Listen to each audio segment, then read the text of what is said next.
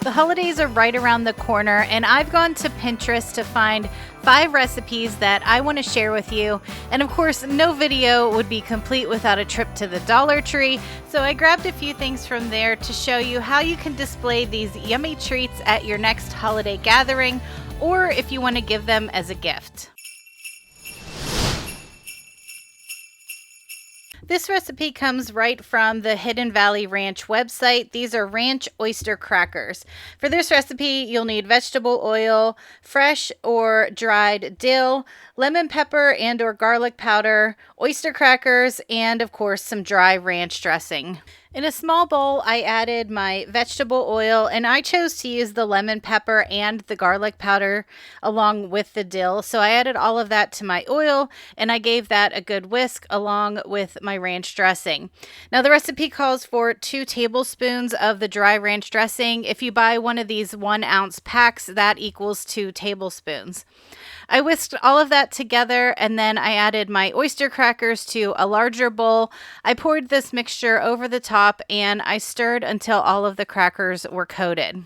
I also want to mention that most of these recipes were from blogs, so I'll make sure that I have links to all of these in my description box below. So make sure you head down there and check those links out so that you can get the measurements for all of these recipes. Once all of my crackers were nice and coated, I laid them out in a single layer on a sheet pan. I had already preheated my oven to 250 degrees, and I placed this in the oven for about 15 minutes. I gave it a good stir and then threw it in for another 5 minutes until they were nice and toasty and a little bit brown. I've actually eaten these oyster crackers before, but I never made them myself. So I was really excited to give this recipe a try, and I think it'll make a good addition to our holiday gatherings because, a lot of times you have a lot of sweets, right? Like a lot of candy and cookies. So sometimes it's nice to have a little savory snack to break up all that sugar. If you're like me and you like a snack that has a little spice or a little kick to it, then you'll really like these Alabama firecrackers. This is a really simple recipe with just a few ingredients. You need a box of crackers of your choosing, some olive oil, Italian seasoning, and chili flakes. I like to keep these 2-gallon freezer bags on hand. I get these at Walmart. They're nice and big, so they make mixing up things like this really easy. Now, I love this recipe because it's no bake. You just need to add everything to your Ziploc bag and give it a good shake. Let it sit overnight, turning it every once in a while until all of the crackers are coated and they have soaked up all that oil. I'm using a saltine variety of cracker, but I did buy the minis because I thought it would make for a really fun one-bite snack. If you use the bigger saltines, I think these crackers would work really well with a dip or a cheese ball. But you can see here, I'm just add everything to my 2-gallon bag. I threw in my olive oil, the crackers, and both the Italian seasoning and the crushed red pepper flake. And because the bag is so big, it made it really easy to just shake and shimmy the bag until everything was nice and coated. Now, I would suggest trying these if you are a little bit sensitive to heat. They do have some spice and kick to them because of that red pepper flake. So if you don't really care for spicy things, this might not be the snack for you, but you could leave that out if you just want a nice Italian seasoned cracker to go on your holiday platter. I feel like everyone makes some kind of cookie at Christmas time, and I was really excited to try these Christmas crinkle cookies because there is a shortcut in this recipe by using a box cake mix as the base of the cookie. For this recipe, you need a box of white cake mix, some eggs, vanilla, some vegetable oil, and some red and green food coloring to give it that festive touch, and also some powdered sugar. To a large bowl, I'm adding my box of white cake mix, both of my eggs, my vanilla, the vegetable oil, and I'm giving this a good mix with a wooden spoon. You could also use a hand mixer or a stand mixer here, but you just want to mix this until a dough forms. It's pretty thick and it's pretty tacky, so if you need to use a mixer, you could definitely do that instead of hand mixing it. After my dough was mixed, I took half of it and added it to another bowl, and then to each bowl I added a different color food coloring. So in one bowl, I added some red food coloring, and in the other, I added some green. I mixed that until all of the food coloring was incorporated, and then I took both of my bowls and I put them in the refrigerator for about 30 minutes to get the dough a little bit chilled so that it would be easier to work with. After my dough was chilled, I prepped my cookie sheet. I like to use parchment paper. I know a lot of people have those silicone mats. I don't have any of those. So when I use my parchment paper, I always like to rip the piece in the size that I need, and I crumble it into a ball and then I flatten it back out, and this just helps it from rolling back up on itself, which can be fairly annoying. So then I took my powdered sugar and I added it to a small bowl to get ready to start placing my cookies. I definitely recommend using a cookie scoop for this particular cookie because the dough is rather sticky and I don't think you would be able to scoop this out and roll it by hand.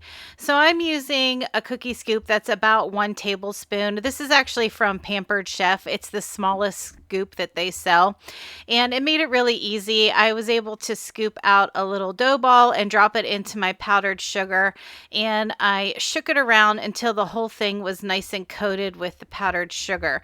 You want to make sure that there's a good bit of the sugar on the outside because as the cookie bakes and flattens out, that's how you get that crinkled look, and you'll really see that color coming through. So I found it easier that as I was dropping my little dough balls into the powdered sugar, if I used a tablespoon and I kind of used that to roll the ball around in the sugar, and then I was able to pick it up with the spoon, and that way it kept it in more of a ball shape.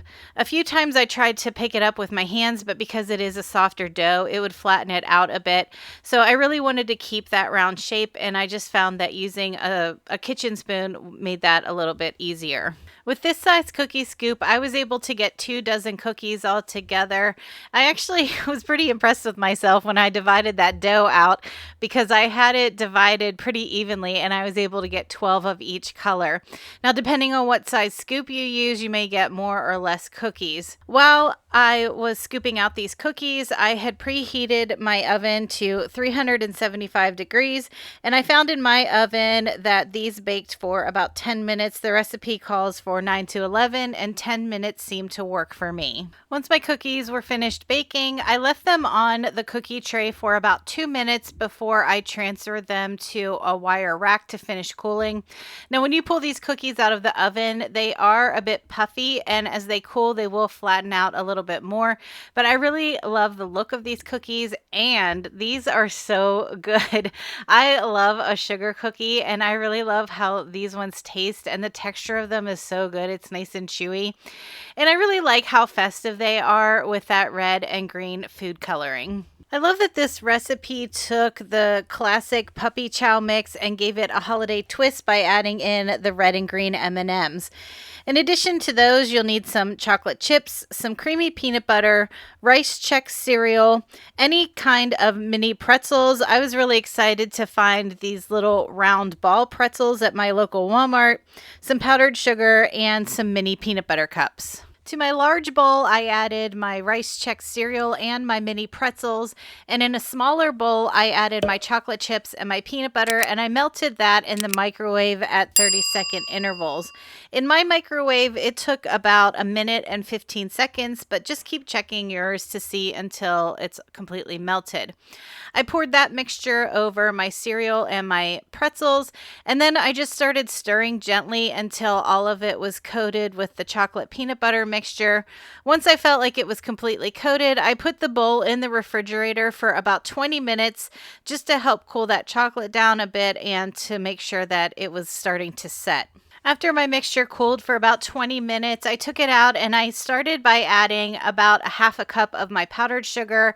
I gave that another stir. I added another 1/2 cup, and then I put that mixture back in the fridge until it was completely cooled down, which took about an hour. You can see here, after it cooled down, all of that powdered sugar that I had added got absorbed into the chocolate and the peanut butter, but it did help keep all of the pieces separated. So now that it's cooled down, I want to add a little more powdered sugar. I'm putting in about 1/4 cup to the bottom of one of those 2-gallon Ziploc bags. I'm adding the cereal and pretzel mixture into it.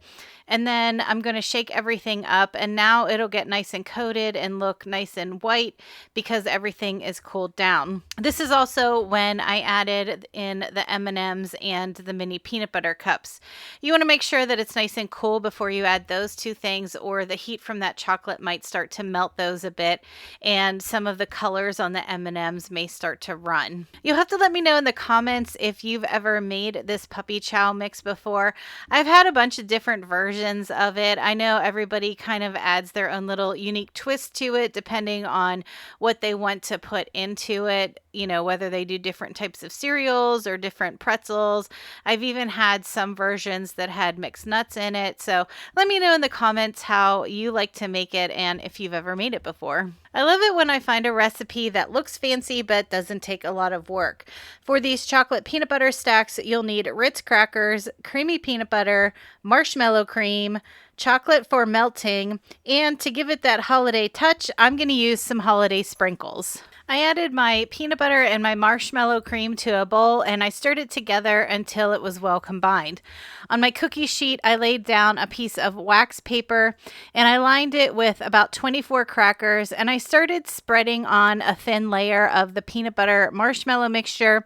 As I got to the end, I realized I was going to have just a bit extra, so I did add one more cracker to my cookie sheet. So I was able to get 25 of these little sandwich crackers all together. One thing to keep in mind is as you're assembling these little sandwich cookies, when you put the top cracker on, don't press down too much because you don't want to accidentally break either one of the crackers, but you do want to make sure that it's pressed in there firm enough that it sticks to the peanut butter and the marshmallow mixture.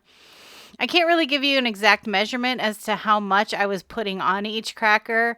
I just gave it a nice little smear. Try to think of how much filling is in an Oreo, and that's about what I was going with for mine. I'm going to be coating my little sandwich crackers in milk chocolate and dark chocolate. I'm going to do half and half, and I like to use the Ghirardelli chocolate. That seems to be what my family likes the most, and I really like that they give you microwave directions on the back of the package because I think using the microwave is really simple and quick and easy. So I added some of my chocolate to a microwave safe bowl, and I put it in the microwave at 15 to 30-second intervals until it was all melted and nice and smooth. It took me a couple sandwich cookies to figure out an easy way to get all of these coated.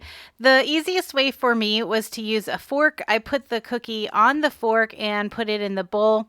I dipped it around in the chocolate until I had everything covered on the sides and the top and bottom. And then I tapped the fork on the side of the bowl to get all of the excess chocolate off. And this also helped smooth out the top so it had a nice smooth finish on the top. I also had a spoon that I was using to help roll those sandwich cookies around in the chocolate to make it a little bit easier to get everything nice and coated.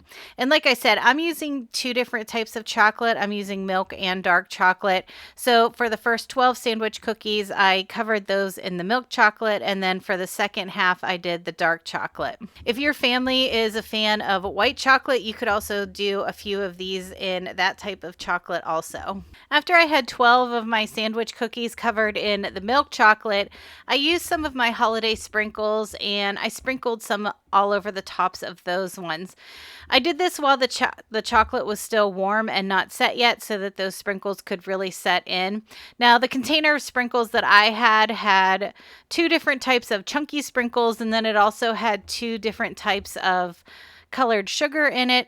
So for the milk chocolate, I added the chunkier sprinkles, and then for the dark chocolate, I added the colored sugars so that you could tell the difference between the milk chocolate and the dark chocolate. I was able to get all 5 of these treats put together in just a few hours on a Sunday afternoon. It really didn't take much time at all. And I love that I made a mix of sweet treats and savory treats. I think that just makes for a really good holiday platter. Now, like I said, I want to show you how I'm going to put these together for our holiday gatherings. I went to the Dollar Tree, and in the party section, I picked up one of their large plastic platters as well as a set of their small bowls. This is a 2-pack for just $1.25. I put the 2 small bowls on one side of the larger platter, and this is how I'm going to keep the savory snacks separate from the sweet treats. So in one of the bowls, I put in my ranch oyster crackers, and in the other bowl, I added my Alabama firecrackers. For the Christmas puppy chow, I grabbed a pack of these holiday baking cups from the Dollar Tree, and I put a small amount of puppy chow in each of the baking cups, and I lined those up in the center of the platter right down in between 2 of those bowls. Since this puppy chow is a little bit messier to eat, I figured it would be easier if they were in their own little individual cups, and I really like the holiday touch that these Christmas cups give the platter. Then on the left side of those cups that I had filled, I started layering on my red and green crinkle cookies, and on the opposite side, I layered on my milk and dark chocolate sandwich cookies. So this pretty much filled up the entire platter with these 5 treats, but there was a weird little gap above the bowls because they didn't quite go to the edge of the platter. So I didn't want to leave any blank space there, and I just grabbed a bag of the Holiday Hershey Kisses and I threw some of those on the platter too. If you want to package up your yummy treats to give to somebody as a gift this year, don't forget the Dollar Tree has a bunch of different types of gift bags that you can pack things up in. Also from the party section, I grabbed one of these scalloped containers. It kind of reminds me of one of their popcorn containers, but this one is just in a clear red plastic. I packaged each of my treats up in a different treat bag, and then I just started layering them inside of my red plastic container. I like these treat bags that are reminiscent of a Ziploc bag. They have that sort of zipper closure on the top, but they have this cute little Santa Claus on the front, and they fit some of the cookies and those little sandwich cookies really good inside of them. They were a good size for those. And I used some of the bigger treat bags to pack up my savory snacks. Once I had everything layered inside of this scallop container, I grabbed a pack of these chocolate-covered marshmallow snowmen from the Dollar Tree, and I tucked a few of those in. And then, of course, you know, it's Christmas time, and I always think of candy canes, so I added a few of those for an extra festive touch. Now, I added all 5 of the treats that I made to this container, but depending on who you're giving it to, you could customize it to their taste. Maybe they don't care for spicy things, you could leave those crackers out, or maybe they just have a sweet tooth and you only want to give them the sweet treats. It's up to you. You can gift this however you'd like, and you can add in any extras that you want too. I know this video was a little bit different than the ones I normally put together, but I always appreciate anytime you come and hang out with me, whether it's in the craft room or today in the kitchen. You'll have to let me know in the comments if you plan on trying any of these recipes, if you've already made recipes similar to this, and also let me know what type of treats you like to make every year for Christmas. All right, everyone, I hope you have a great week, and I'll talk to you in the next one.